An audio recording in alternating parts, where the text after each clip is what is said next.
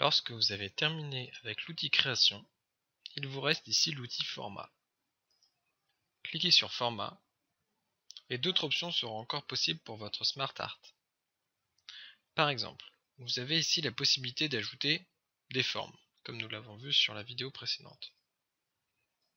Ici, je peux décider d'ajouter un triangle. Or, j'ai aussi la possibilité de modifier des formes de mon Smart Art. Par exemple, si je ne désire pas qu'il y ait des hexagones sur tout mon Smart Art, il me suffit de cliquer sur la forme et aller cliquer sur modifier la forme et passer la souris sur modifier la forme. Ici, je pourrais choisir une autre forme que mon hexagone à insérer sur mon Smart Art. Par exemple, je pourrais insérer cette forme. Je n'ai bien plus un hexagone mais une flèche qui va vers le bas. Vous avez aussi la possibilité d'ajouter des zones de texte. N'importe où sur votre Smart Art, par exemple ici.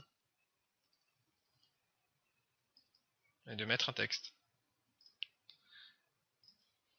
Également, toujours dans l'outil format, vous pouvez modifier les styles des bordures de vos formes.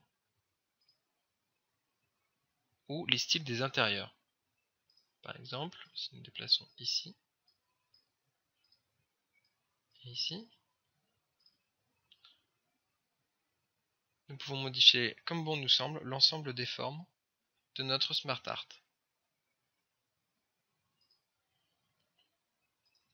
Vous pouvez aussi décider du remplissage comme ceci, choisissant par exemple cette couleur, choisir vous-même les contours également, ajouter un effet sur vos formes, par exemple un effet d'ombre, comme ceci. Vous avez également la possibilité de changer la police de l'écriture à l'intérieur.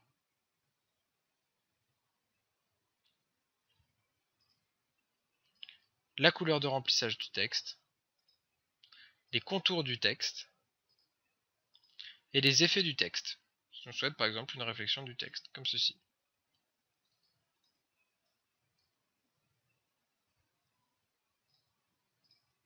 Enfin, toujours sur l'onglet Format, vous avez la possibilité d'avancer votre Smart Art au premier plan, s'il n'est pas au premier plan sur votre feuille, et qu'il y a d'autres éléments autour. Vous avez la possibilité évidemment de le reculer également, si vous voulez le mettre en arrière-plan.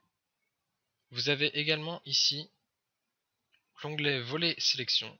Lorsque vous cliquez dessus, vous pouvez avoir un accès rapide en sélectionnant vos différentes formes. Par exemple, si je clique sur la forme 11, il me sélectionne directement la forme ici.